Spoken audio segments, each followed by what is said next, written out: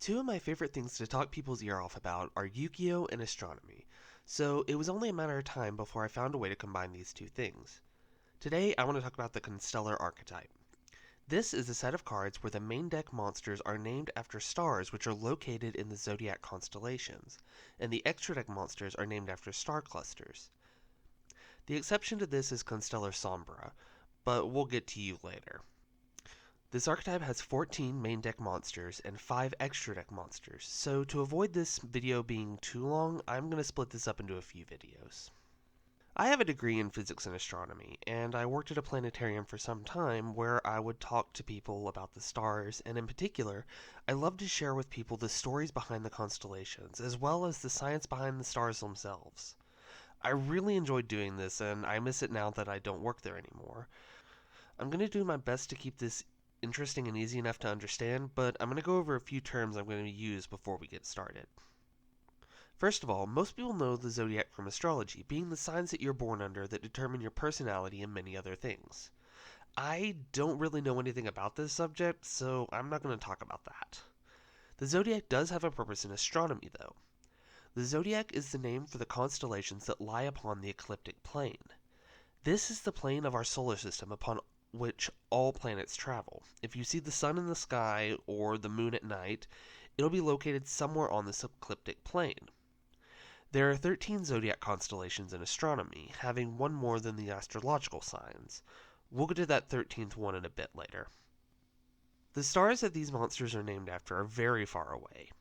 When talking about distance between astronomical bodies, using miles or kilometers gets difficult as the numbers get very big. Instead, we use the measurement of a light year. A light year is exactly what it sounds like. It is the distance that light travels in a single year.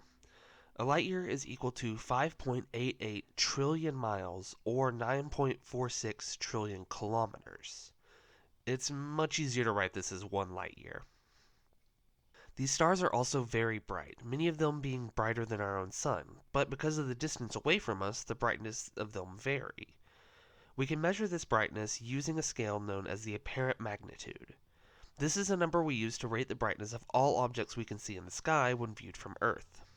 The scale is somewhat odd, with the higher the number, the dimmer the object, and the lower the number, the brighter the object. The 0 point for this scale is the star Vega, which is the brightest star we can see in the night sky. This chart should give you a good idea of the range of the scale, and a better idea of the differences in the numbers we will be talking about.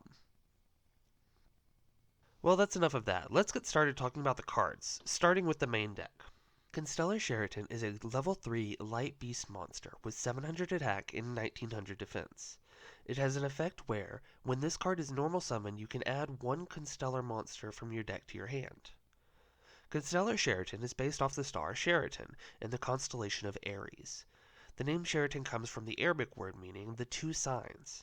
This is a reference to this star along with the star Mezzotharum being used to mark the vernal equinox several thousand years ago.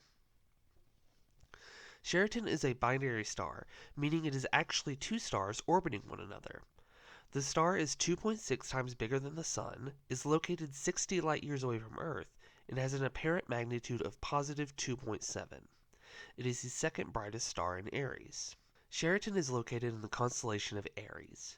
Aries is the first constellation in the zodiac with the astrological dates of March 21st through April 19th.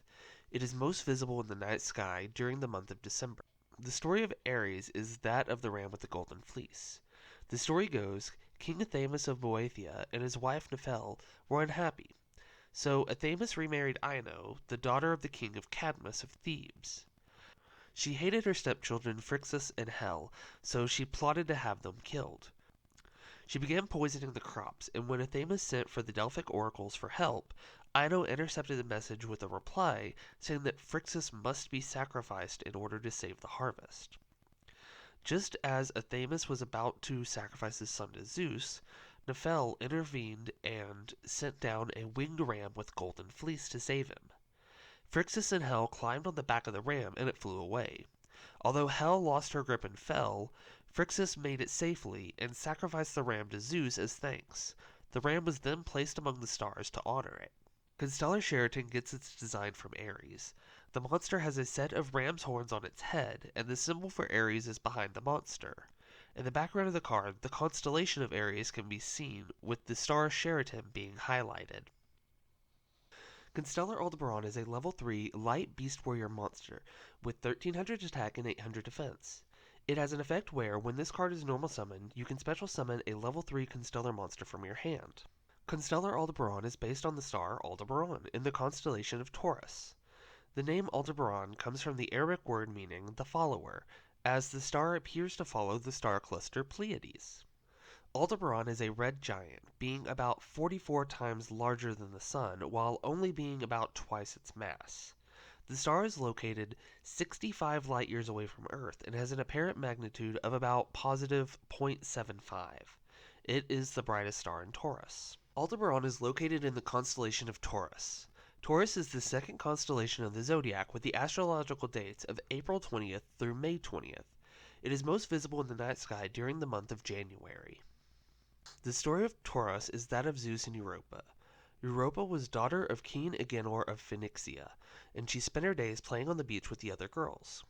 The god Zeus fell for Europa and chose to disguise himself as a bull to get closer to her. As a bull, Zeus hid among the herd that grazed in the pastures next to the beach. Europa saw this bull and became entranced with it, and brought it back to the beach to play with her. As the bull lay next to her on the beach, she climbed onto his back, and Zeus then entered the water and began to swim away with Europa. Eventually coming ashore in the island of Crete, Zeus revealed his true identity, and Europa fell for him. The constellation of Taurus is represented as the front half of the bull to show the bull's journey in the water to the island of Crete. Constellar Aldebaran gets this design from Taurus. The monster is bull-like in appearance with large horns on the top of its head. The symbol for Taurus is behind the monster, and in the background of the card, the constellation is visible with Aldebaran being highlighted. Constellar Pollux is a level 4 light warrior monster with 1700 attack and 600 defense.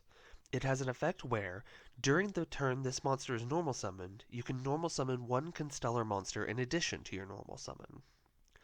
Constellar Pollux is based off the star Pollux in the constellation Gemini. The name Pollux comes from the name of one of the twins from the story of Gemini.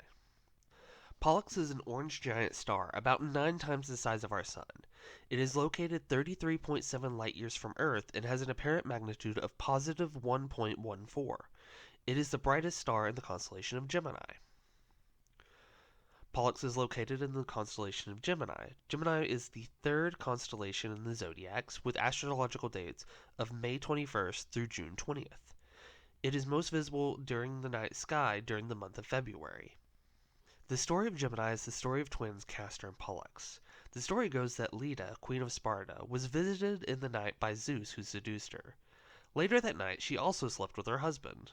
The events of this night led her to become pregnant with twins, and she gave birth to the brothers Castor, who was a mortal, and Pollux, who was immortal. The twins were inseparable and grew up as heroes together. Their best-known story is the journey of Jason and the Argonauts, where the brothers joined Jason on his quest for the Golden Fleece. It was on this adventure that Castor and Pollux fought with another set of twins over 2 women both sets of brothers adored. During this fight, Castor was killed. Grieving the loss of his brother, Pollux asked his father Zeus if he could share his own immortality with his brother. Zeus then placed the brothers among the stars so that they could live together forever. The constellation Gemini resembles the 2 brothers, with the 2 brightest stars at the top representing the heads. Castor is on the left and Pollux is on the right. Constellar Pollux gets its design from Gemini. The monster has only detailed armor on the right side, while the left remains blank, representing Pollux's location in the constellation. Pollux also carries a sword with 2 blades as his weapon. The symbol for Gemini can be seen behind the monster, and in the background of the card the constellation of Gemini is visible, while the star Pollux is highlighted. Unfortunately, that is all the time I have for this video. Please check back in the next video in this series where I will talk about Constellar Cubans, Leonis, and Virgo. Thank you for watching.